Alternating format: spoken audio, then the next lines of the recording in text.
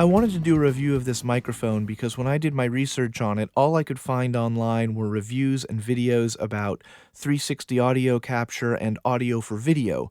No one really discussed the possible applications of this for music, so I wanted to share my impressions for those of you that might be curious about those things. When I first opened the mic, I was really impressed by the inside of it. It's packed really well, the foam is very sturdy, but unfortunately the box itself is just cardboard and wouldn't stand up to much transport at all. So if you think you're going to use this in the field, you'd probably want to invest in some kind of case with foam in it or something like that. The mic itself feels really solid, and the shiny badge on the front is really useful because even if you put it on a tall mic stand for some kind of ambient recording, you can still see the badge even standing a few feet below it. It's really helpful to position the microphone. The one thing that's interesting, though, is that some of the marks on the back of the microphone are not symmetrical.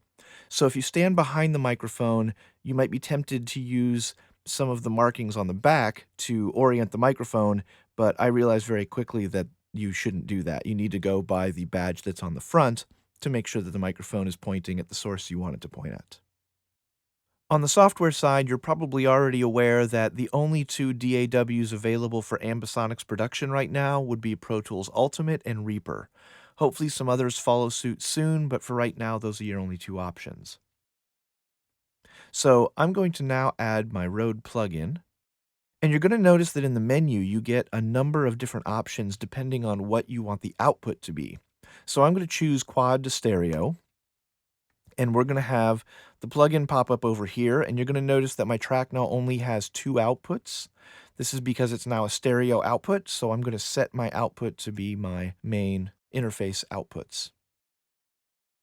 So starting in the upper left-hand corner of the plugin, you have your input meters so that you can look at your incoming signal, followed by a trim control that offers up to 10 dB of boost and 30 dB of attenuation. Then you have your orientation control that allows you to tell the plugin how the microphone was situated when you made your recording so that the decoding is done correctly. Next, I have my main left and right output level, and if I were using a format that had more outputs, I would also have the ability to mute or solo those individually so that I could audition them. Down here is what I refer to as the orientation wheels, and the one on the left allows you to do your actual left and right rotation in your sound stage, and it also allows you to do the angle of your stereo pair, anything from 0 up to 180 degrees. And actually, you can switch sides if you really want to do that as well. The right orientation wheel only really controls elevation, so it allows you to look at the ceiling or look at the floor, and that's pretty much it on this side. Both orientation wheels give you this waterfall display that shows you where the signal is coming from. The brighter the color, the louder the signal is. So the closer you get to white, the louder the signal is. The more that you see this purplish kind of color, this is ambient noise that's coming in through the microphone. So this really allows you to fine-tune exactly where your source was coming from and center it in your image if that's what you so desire to do. At the bottom, you have your pattern control. And instead of selectors, you actually have a completely variable pattern control. So in the default setting, it starts with a control that is based on omnidirectional microphones. Now, these two omnis would actually be right on top of each other. So this is essentially a mono image that I'm hearing, even though visually it's showing me left and right here.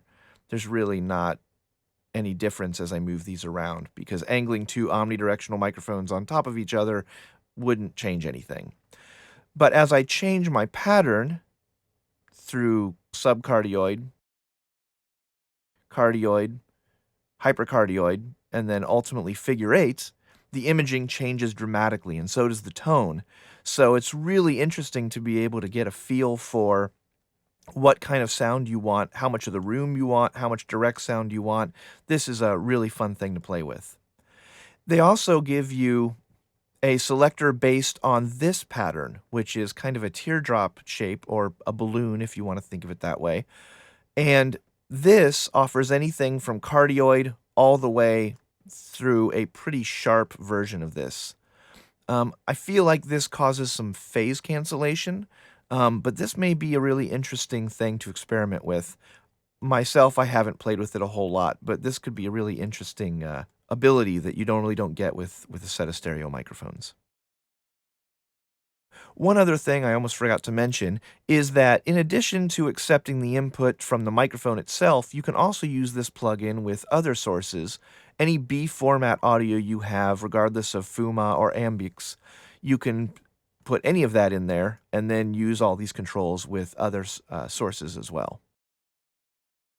So this version of the plugin gives you 5.1 output, and you'll notice you've got a couple extra options in this one. You have additional outputs, and like I mentioned before, your solo and mute buttons are now available so that you can audition individual outputs.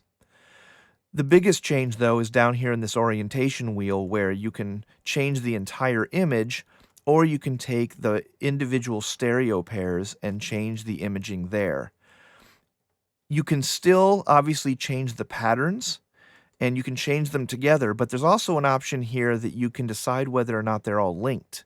So if I unlink them, I can now change the pattern in my left and right independently of the pattern that I have on my surround mics.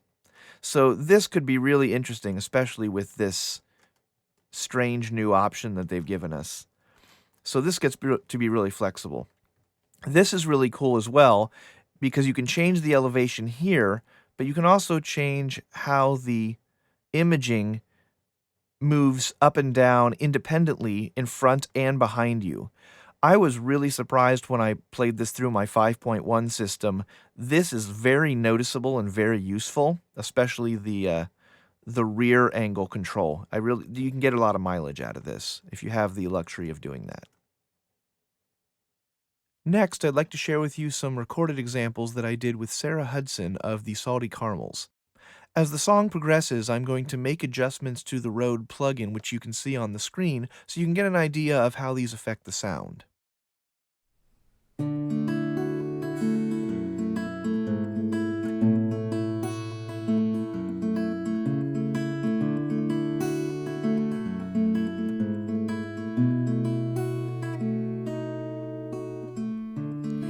I don't smile like this, and I don't stay up late. I don't lose myself like I am now, and I am too afraid to ask you how you feel. It doesn't matter 'cause it's a done deal. Oh, this is serious. I think I'm falling. You have come and now the game is changed. And finally, indifference has left my vocabulary. I am silenced by your humble grace. Oh, it's all new.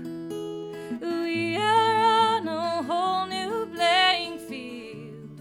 It's all you.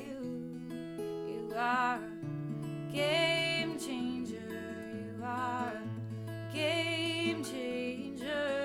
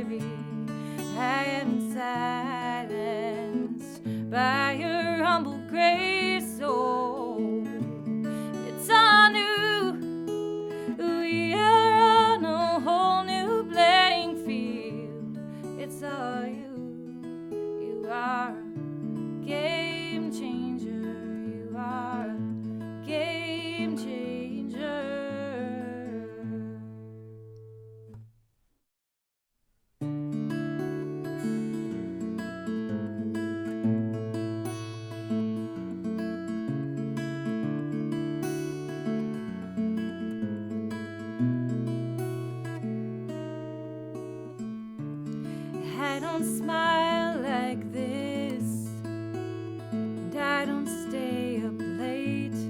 I don't lose myself like I am now, and I am too afraid to ask you how you feel. It doesn't matter, 'cause it's a done deal. Oh, this is serious. I think I'm falling. You have come and now the game is changed. And finally, indifference has left my vocabulary. I am silenced by your humble grace. Oh, it's all new. We are on a whole new playing field. It's all you.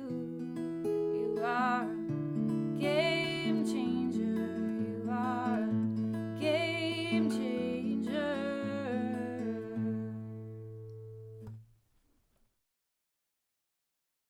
While I was working on this video, I did find one interesting quirk of the plugin. While I was doing the elevation example, I wrote the automation by grabbing the pink arrow and rotating the head from top to bottom. And this is the resulting automation that I got. So let me play that once, and while it plays, I want you to take a look at this alignment wheel here and listen to the audio that results from this little blip right here. Finally. So as you can see, there's a little hiccup there that I obviously don't want. Now this is actually pretty easy to deal with. If I just go to the grabber tool, I can actually just push my automation points together. I have to push them together at the bottom as well. And then when I play it back, it is seamless. It seems to be fine. So it's not a big deal, but it is an interesting quirk that automation doesn't capture correctly right out of the gate.